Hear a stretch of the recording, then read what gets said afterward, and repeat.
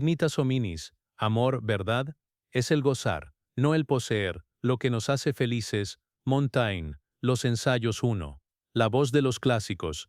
Después de esta necesaria reflexión sobre la útil inutilidad de los saberes humanísticos, es el momento de dar voz directamente a los clásicos, de escuchar su palabra, de dejarse inflamar por las chispas que puedan saltar en el encuentro con las páginas de algunos grandes escritores. Si hoy, como hemos visto, el poseer ocupa un lugar eminente en la escala de los valores de nuestra sociedad, algunos autores han mostrado con brillantez la carga ilusoria de la posesión y sus múltiples efectos destructivos en cada dominio del saber y cada forma de relación humana. Es el gozar, no el poseer, lo que nos hace felices, sugería agudamente Montaigne.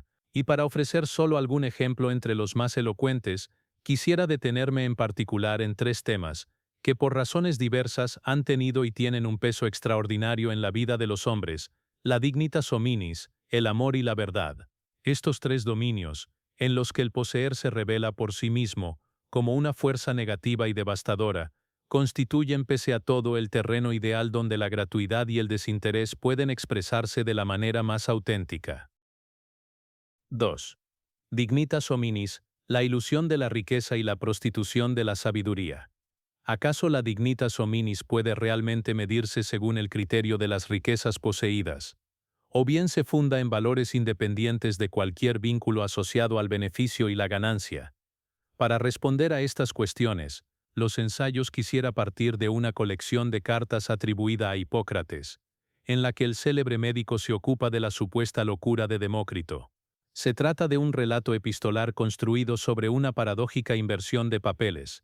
El médico, en el curso de la narración, se convertirá en paciente, y el paciente asumirá las funciones de médico. Así, a los ojos de Hipócrates, la aparente demencia de Demócrito se transformará en sabiduría, mientras que la presunta sabiduría de los abderitas se invertirá en demencia. El relato se inicia con una escena significativa. El gran filósofo, desde lo alto de su casa en una colina, ríe incesantemente, mientras que sus conciudadanos, creyéndolo enfermo, se preocupan. Para curarlo deciden llamar a Hipócrates, médico que desprecia las riquezas y que ansía ejercitar su profesión sin dejarse condicionar por el dinero. Ni la naturaleza ni un dios me ofrecerían dinero por mi venida, así que tampoco vosotros, abderitas, debéis violentarme. Permitid que ejerza liberalmente un arte liberal. Quienes piden una retribución someten su saber a servidumbre, como si lo esclavizaran. La vida humana es ciertamente cosa miserable, la atraviesa como un viento tempestuoso, una incontenible avidez de ganancias. Ojalá todos los médicos se unieran contra ella para curar un mal que es más grave que la locura, pues lo solemos considerar como una bendición siendo como es una enfermedad y la causa de numerosos males. Desde el inicio el encuentro entre los dos insignes interlocutores se revela muy fecundo, en especial cuando se plantea la discusión en torno a las razones que han suscitado y suscitan la risa del filósofo. Demócrito responde con extrema claridad a las preguntas que le formula el ilustre médico: pero yo solo me río del hombre, lleno de estupidez, desprovisto de acciones rectas, que con ansias desmesuradas recorre la tierra hasta sus confines y penetra en sus inmensas cavidades, funde el oro y la plata, los acumula sin descanso y se esfuerza por poseer cada vez más para ser cada vez menos. No se avergüenza de llamarse feliz porque excava las profundidades de la tierra por medio de hombres encadenados.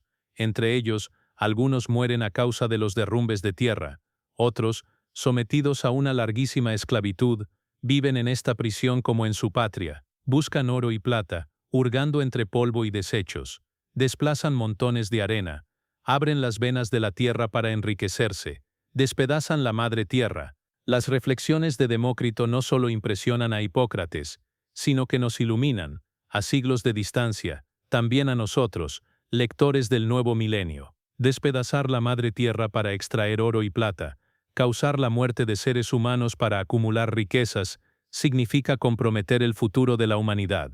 Significa destruir toda forma de dignitas hominis. Significa quedar a merced de una peligrosa locura autodestructiva. La riqueza y el poder, en definitiva, generan sobre todo falsas ilusiones. Lo recuerda con elocuencia también Séneca, en sus cartas a Lucilio, evocando la metáfora del teatro del mundo.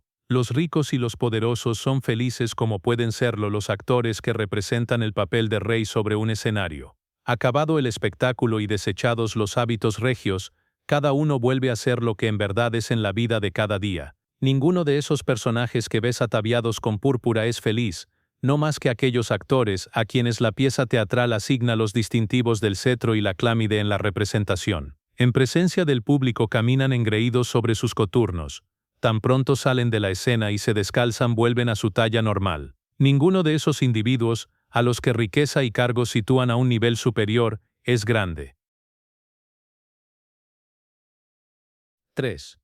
Amar para poseer mata el amor. También en el dominio de las reflexiones sobre el amor es posible hallar tantos ejemplos sobre el valor de la gratuidad, que la elección se hace difícil, porque el enamorado se entrega por la pura alegría de dar, sin pretender nada a cambio.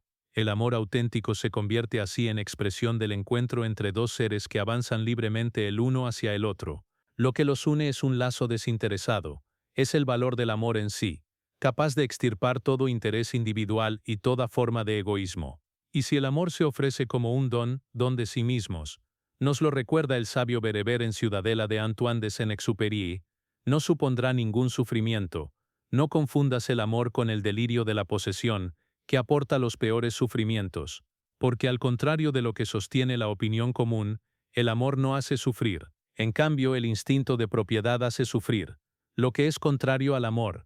Pero cuando se desatan el afán de posesión y la necesidad de dominar al otro, entonces el amor se transforma en celos. Amar, en tal caso, no significa ya darse, sino que quiere decir ante todo ser amado por alguien que te pertenece. A menudo las parejas se comportan de hecho como los animales que marcan el territorio.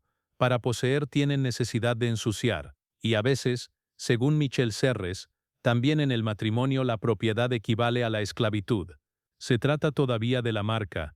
El buey y el esclavo han sido marcados con el hierro candente, el automóvil con una insignia, y la esposa con el anillo de oro, así obsesionados por querer cuantificar a toda costa la resistencia de la fidelidad, la exclusividad del lazo, la pureza de la pasión, el vínculo de la propiedad y el peso de la potestad. Los seres humanos terminan por ceder fácilmente a la locura de poner a prueba al compañero. Para ilustrar este peligro, quisiera detenerme en dos episodios, narrados en dos grandes clásicos, la historia de Rinaldo y el Caballero del Vaso de Oro, recogida por Ariosto en el canto 43 del Orlando Furioso, y la breve narración titulada El Curioso Impertinente incluida por Cervantes en la primera parte del Quijote. Sorprendido por la noche entre Mantua y Ferrara, Rinaldo se hospeda en un castillo. Al final de la cena, el señor de la casa lo invita a someterse a la prueba del vaso de oro. Hay que lograr beber el vino contenido en una copa hechizada. Si el vino no se vierte por el pecho del bebedor, significa que la esposa es fiel. Rinaldo levanta el cáliz, pero, en el momento de llevárselo a los labios para beber, lo vuelve a poner sobre la mesa. Desgarrado entre el deseo de saber y una prudente ignorancia, decide renunciar a la prueba. La pretensión de conocer la pura verdad en las cosas del amor solo puede generar venenosas sospechas y obsesiones funestas. Rinaldo, en su lucidez, intuye que buscar lo que no se quiere hallar sería tanto como hacerse daño a sí mismo deliberadamente, porque el amor implica despojarse de toda pretensión de poseer certezas. Solo el creer ayuda a vivir una relación fundada en el respeto y la tolerancia. Si hasta hoy me ha ido bien con mi creencia, ¿de qué me servirá ponerla a prueba? Turbado por la sabiduría de su huésped, el caballero rompe a llorar y confiesa haber destruido el amor que profesaba a su esposa por culpa de los celos. Así dijo Rinaldo, y apartando de sus ojos aquel odioso vaso, vio que bañaba un gran raudal de llanto el rostro del señor de aquel palacio, quien, después de calmarse un poco, dijo: «Ay, infeliz de mí, maldito sea el que me convenció de hacer la prueba, pues me quitó a mi dulce esposa bella». Atormentado por la angustia de la traición, obsesionado por la idea de perder a su mujer, se lanza a someterla a una serie de pruebas para verificar su fidelidad. La esposa, en un primer momento, resiste con firmeza las insidiosas tentaciones y las trampas urdidas por su propio marido, pero cuando éste, transformado por una maga en un joven pretendiente, le ofrece unas gemas valiosísimas, la mujer, desconocedora del engaño, se declara dispuesta a pasar una noche con él a cambio de tales regalos. Ella quedó al principio muy turbada y sonrojada, se negó a escucharme, pero al ver fulgurando como el fuego las bellas gemas, se ablandó su pecho, y respondió con voz tímida y débil: «Yo me siento morir al recordarlo, que solamente me complacería si ninguna persona lo sabía». Y pasando por alto el tema de la corrupción causada una vez más por la avidez de acumular riquezas. «¿A qué crimen no fuerzas el corazón del hombre, maldita sed de oro?», exclamaba Virgilio en el tercer libro de la Eneida. Aquí Ariosto insiste en la irresponsabilidad del marido, artífice y causa de la traición de la mujer. Rinaldo, en efecto, tras haber escuchado la dramática confesión del caballero del vaso de oro, le reprocha su ligereza. Para el paladín, la pérdida del amor no puede imputarse a la cesión de la mujer. El verdadero error reside exclusivamente en la locura del esposo por haber querido poner a prueba la fidelidad de la mujer y por haber querido verificar su umbral de resistencia. No debiste atacar con tales armas si deseabas que se defendiera. ¿No sabes que ni el mármol ni el acero más duro nada pueden contra el oro? Más erraste al tentarla, me parece, que ella al quedar tan pronto derrotada. No sé, si ella igualmente te tentase, si hubieras sido más imperturbable. Abandonar la pretensión de poseer, saber convivir con el riesgo de la pérdida, significa aceptar la fragilidad y la precariedad del amor. Significa renunciar a la ilusión de una garantía de indisolubilidad del vínculo amoroso, tomando nota de que las relaciones humanas, con los límites y las imperfecciones que las caracterizan, no pueden prescindir de la opacidad, de las zonas de sombra, de la incertidumbre. Este es el motivo por el cual cuando se busca la total transparencia y la verdad absoluta en el amor, se termina por destruirlo, se termina por ahogarlo en un abrazo mortal. No por azar la sabiduría de Rinaldo será evocada en una narración del Quijote, titulada El curioso impertinente.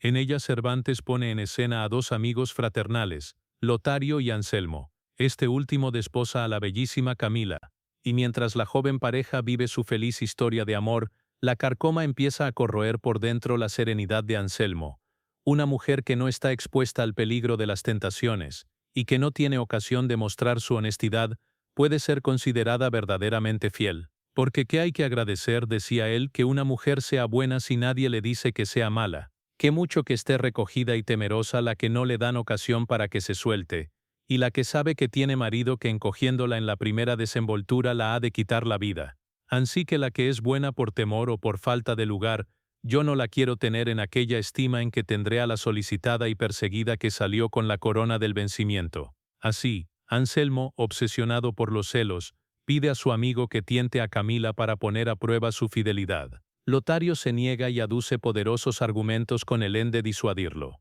Se trata, a su juicio, de una empresa insensata que en ningún caso producirá resultados positivos. Porque si la mujer resiste, el marido no será más amado de lo que ya lo es. Pero si por el contrario cede a la tentación, el marido mismo será la causa de su deshonra. Y en medio de este discurso disuasorio, Lotario recurre al episodio del prudente Reinaldos, que había sabido refutar la prueba narrada en el Orlando Furioso. Tú, Anselmo, tendrás que llorar continuo, si no lágrimas de los ojos, lágrimas de sangre del corazón, como las lloraba aquel simple doctor que nuestro poeta nos cuenta que hizo la prueba del vaso, que con mejor discurso se excusó de hacerla el prudente Reinaldos, que puesto que aquello sea ficción poética, tiene en sí encerrados secretos morales dignos de ser advertidos y entendidos e imitados. Por desgracia, la historia referida en el Quijote tendrá un desenlace trágico. Lotario y Camila se enamorarán, Anselmo morirá de pena, e incluso los dos nuevos amantes perderán la vida. Pero antes de expirar, el esposo arrepentido dejará a su mujer un mensaje incompleto en el que reconoce haber sido él mismo el artífice de su deshonor. Un necio e impertinente deseo me quitó la vida. Si las nuevas de mi muerte llegaren a los oídos de Camila, sepa que yo la perdono, porque no estaba ella obligada a hacer milagros, ni yo tenía necesidad de querer que ella los hiciese, y pues yo fui el fabricador de mi deshonra, no hay para qué. Cervantes demuestra ser, con este relato, un agudo lector de Ariosto. Pero los dos lances narrados en el Orlando Furioso y el Quijote traspasan ciertamente el estrecho perímetro de las relaciones amorosas y los lazos interpersonales. Se inscriben dentro de una reacción más amplia sobre la tolerancia. Rinaldo y su intérprete Lotario nos invitan a renunciar a la noción de verdad absoluta. Nos invitan a aceptar la idea de que toda conquista es siempre provisional y precaria, y está expuesta a la pérdida. La posesión, a fin de cuentas, se revela uno de los peores enemigos del amor. Encerrar el amor en un círculo, condenándolo a vivir en una cárcel eterna, no servirá para protegerlo de los cambios y las metamorfosis que caracterizan las cosas humanas. Lo recuerda Diderot, en un brillante pasaje del suplemento al viaje de Bougainville. ¿No te parece sin sentido un precepto que proscribe el cambio que está en nosotros mismos, que exige una constancia imposible, y que viola la naturaleza y la libertad del macho y de la hembra, atándolos para siempre uno al otro, una fidelidad que pretende limitar el más versátil de los goces a un solo individuo, un juramento de inmutabilidad de dos seres de carne frente a un cielo que no es idéntico ni un solo instante, o en antros a punto de desplomarse, al pie de una roca que se deshace en polvo, o de un árbol que se agrieta, sobre una piedra que se tambalea? El amor no puede ser enjaulado. El amor, para retomar una espléndida imagen que Rainer Maria Rilke utiliza en una de sus cartas, necesita moverse libremente, necesita una mano abierta que le permita, sin obstáculos, detenerse o escapar. Apretar los dedos para inmovilizarlo significa convertir la mano en un ataúd, porque poseer quiere decir matar. Nuestro conquistar más verdadero reside en nuestro mirar. No nos hacemos ricos porque algo permanezca y se marchite en nuestras manos, sino porque todo fluye a través de su captura, como a través de una solemne puerta de entrada y retorno a casa. Para nosotros las manos no deben ser un féretro, solo un lecho en el cual las cosas duermen en el crepúsculo, y tienen sueños desde cuyas profundidades expresan sus secretos más estimados. La posesión es, de hecho, pobreza y angustia. Solo el haber poseído es un poseer despreocupado.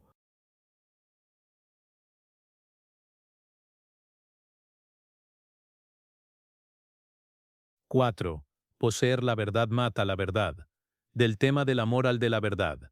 El tránsito es breve. Pensemos en el célebre mito de Eros, plasmado por Platón, que ha conocido un éxito extraordinario sobre todo en el Renacimiento europeo.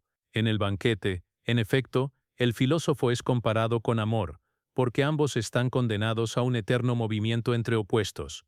Basta releer la fábula de la concepción de Eros, narrada por la sacerdotisa Diotima, cuyas palabras refiere Sócrates, para entender mejor la comparación. Durante la fiesta por el nacimiento de Afrodita, Poros, dios del ingenio, ebrio de néctar, se entrega a Penia, diosa de la pobreza.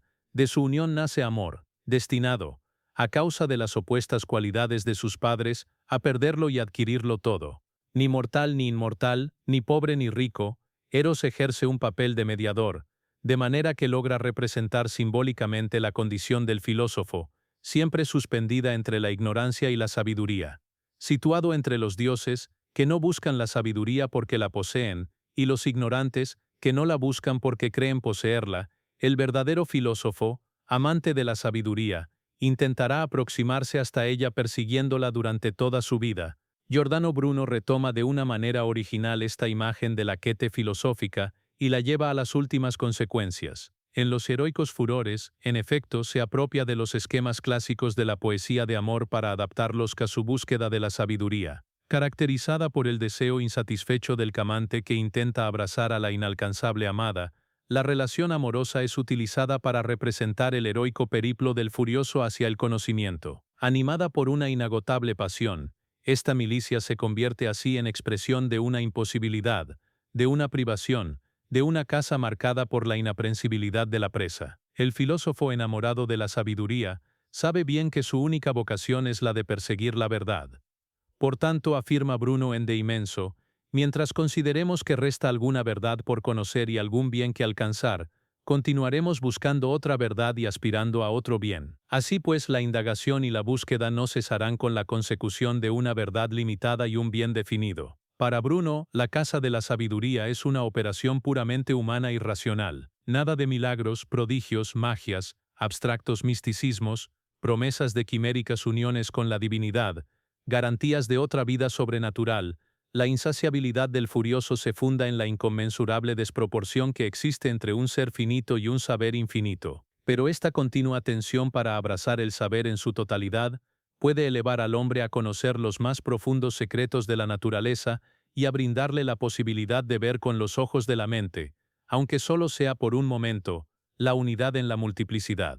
La milicia amorosa del filósofo se inscribe en esta conciencia de una unión imposible, pero siempre perseguida, con la sabiduría infinita. Lo que cuenta, para Bruno, no es abrazar la sabiduría inenita, sino más bien el comportamiento que debe mantenerse a lo largo del periplo de aproximación hacia ella. La esencia de la filosofía radica en mantener siempre vivo el amor a la sabiduría. Esta es la razón por la cual importa más correr con dignidad que ganar la carrera.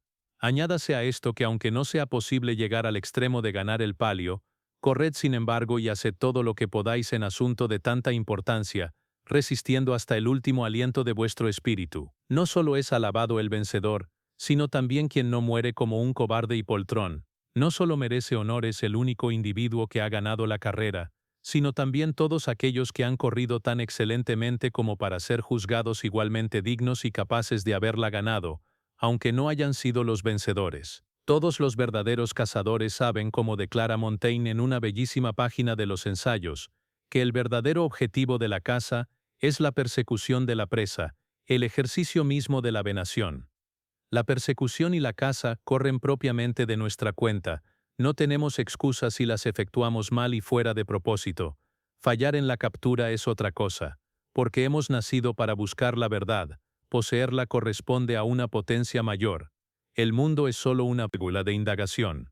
Lo importante no es quién llegará a la meta, sino quién efectuará las más bellas carreras. Tanto Bruno como Montaigne viven la dramática experiencia de las guerras de religión. Ambos saben que la convicción de poseer la verdad absoluta ha transformado las distintas iglesias en instrumentos de violencia y terror. Son conscientes de que el fanatismo ha propiciado el exterminio de seres humanos inocentes e inermes, llegando al extremo de introducir la destrucción y la muerte en el seno de las familias. Sin embargo, como recuerda Erasmo en una apasionada defensa de la paz, el uso de la brutalidad contradice fuertemente la esencia misma de la religión. Todos los escritos cristianos, ya se lea el Antiguo Testamento, ya el Nuevo Testamento, no hacen sino promulgar la paz y la unanimidad, y los cristianos se pasan la vida haciendo la guerra. Erasmo pone aquí el dedo en una llaga que no ahige solo a los cristianos. Sus agudas reflexiones podrían valer, todavía hoy para otros cultos, pues el riesgo del fanatismo anida en todas las religiones. En todas las épocas, por desgracia, se han cometido en nombre de Dios masacres, matanzas, genocidios. En nombre de Dios, se han destruido obras de arte de importancia universal, se han quemado bibliotecas enteras que contenían manuscritos y libros de inestimable valor, se ha arrojado a la hoguera a filósofos y científicos que han contribuido de manera decisiva al progreso del conocimiento. Baste recordar el sacrificio de Giordano Bruno, por obra de la Inquisición romana, que se consumió en las llamas de Campo de Fiori el 17 de febrero de 1600, o bien el horrendo suplicio de Miguel Servet en Ginebra en 1553, ordenado por Juan Calvino, sobre el cual continúan pesando las acusaciones valerosamente formuladas por Sebastián Castello. No se afirma la propia fe quemando a un hombre, escribe Castello en contra el libelo de Calvino, sino más bien haciéndose quemar por ella. Matar a un hombre no es defender una doctrina, es matar a un hombre. Cuando los ginebrinos mataron a Servet no defendieron una doctrina, mataron a un hombre. Terrible paradoja, en nombre de la verdad absoluta se han inigido violencias presentadas como necesarias para el bien de la humanidad. Pero, una vez más, corresponde a la literatura proporcionar un antídoto contra el fanatismo y la intolerancia. También en el dominio de las cosas divinas, en efecto, la posesión de la verdad absoluta acaba por destruir toda religión y toda verdad. Lo atestiguan de manera insigne dos grandes autores, que reelaboran diversamente el mismo relato, mostrando cómo a veces una breve página literaria puede ser más eficaz que una extensa disertación. Se trata de la famosa historia de los tres anillos, narrada por Giovanni Boccaccio en el Decamerón, y reescrita por Lessing, 4 siglos después, en el 18 en el drama titulado Natán el Sabio. En el tercer relato de la primera jornada del Decamerón, el célebre Saladino, sultán de El Cairo, convoca a la corte al rico judío Melquisedec para preguntarle cuál de las tres religiones, la judía, la cristiana o la musulmana, es la verdadera. El judío entiende de inmediato que la pregunta encierra una trampa y, en calidad de hombre sabio, responde con una narración al dificilísimo interrogante. Así, refiere la historia de un padre que deja en herencia secretamente un anillo de oro para designar a su sucesor más digno de premio. Y siguiendo esta tradición cada elegido, de generación en generación, escoge a su vez un hijo al que honrar, hasta que un padre se ve en un apuro, porque ha criado 3 jóvenes obedientes a los que ama en igual medida. ¿Cómo premiarlos a los 3 con un solo anillo? Encarga secretamente a un orfebre 2 copias perfectas del original, y a las puertas de la muerte, lega un anillo a cada hijo, y encontrados los anillos tan iguales el uno al otro, que cuál fuese el verdadero no sabía distinguirse. Se quedó pendiente la cuestión de quién fuese el verdadero heredero del padre, y sigue pendiente todavía. Y lo mismo os digo, Señor mío, de las 3 leyes dadas a los 3 pueblos por Dios Padre sobre las que me propusisteis una cuestión. Cada uno su herencia, su verdadera ley y sus mandamientos, cree rectamente tener y cumplir. Pero de quien la tenga como de los anillos, todavía está pendiente la cuestión. La sagaz respuesta de Melquisedec, a completa satisfacción de Saladino, muestra que los hombres no pueden resolver con instrumentos terrenales una cuestión que solo está al alcance de Dios. Reelaborando de manera original un motivo ya ampliamente difundido, Boccaccio formula una invitación al respeto recíproco en la tolerancia y la convivencia civil. Y muchos siglos después, Lessing volverá a proponer este difícil pero necesario equilibrio en una de las cumbres de la literatura alemana, Natán el Sabio. Corresponde de nuevo a un judío narrar, con mayor conciencia, la historia de los 3 anillos. Los hijos, reivindicando cada uno de ellos la herencia, recurren a un juez que aconseja a los 3 pretendientes dejar las cosas como están y considerar auténticas las 3 joyas recibidas en donación. Cada cual recibió del padre su anillo, pues crea cada cual con seguridad que su anillo es el auténtico. Otra posibilidad cabe, que no haya querido tolerar ya en adelante el padre, en su propia casa, la tiranía del anillo único, y una cosa es segura, que os amaba a los 3, y os amaba igual, por cuanto no quiso postergar a 2 para favorecer a uno. Pues bien, imite cada cual el ejemplo de su amor incorruptible libre de prejuicios. Esfuércese a porfía cada uno de vosotros por manifestar la fuerza de la piedra de su anillo. La imposibilidad en que se ven los hombres para establecer la verdadera religión no impide, sin embargo, poder verificar su eficacia, poner a prueba su capacidad de hacer prosélitos a través de un testimonio de amor, de solidaridad, de paz. También la religión, como la filosofía, debe convertirse en una opción de vida, debe transformarse en una manera de vivir. Así, ninguna religión y ninguna filosofía podrán nunca reivindicar la posesión de una verdad absoluta, válida para todos los seres humanos, porque creer que se posee la única y sola verdad significa sentirse con el deber de imponerla, también por la fuerza, por el bien de la humanidad. El dogmatismo produce intolerancia en cualquier campo del saber, en el dominio de la ética, de la religión, de la política, de la filosofía y de la ciencia. Considerar la propia verdad como la única posible significa negar toda búsqueda de la verdad. En efecto, quien está seguro de poseer la verdad no necesita ya buscarla, no siente ya la necesidad de dialogar, de escuchar al otro, de confrontarse de manera auténtica con la variedad de lo múltiple. Solo quien ama la verdad puede buscarla de continuo. Esta es la razón por la cual la duda no es enemiga de la verdad, sino un estímulo constante para buscarla. Solo cuando se cree verdaderamente en la verdad, se sabe que el único modo de mantenerla siempre viva es ponerla continuamente en duda. Y sin la negación de la verdad absoluta no puede haber espacio para la tolerancia. Solo la conciencia de estar destinados a vivir en la incertidumbre, solo la humildad de considerarse seres falibles, solo la conciencia de estar expuestos al riesgo del error pueden permitirnos concebir un auténtico encuentro con los otros, con quienes piensan de manera distinta que nosotros. Por tales motivos, la pluralidad de las opiniones, de las lenguas, de las religiones, de las culturas, de los pueblos, debe ser considerada como una inmensa riqueza de la humanidad, y no como un peligroso obstáculo.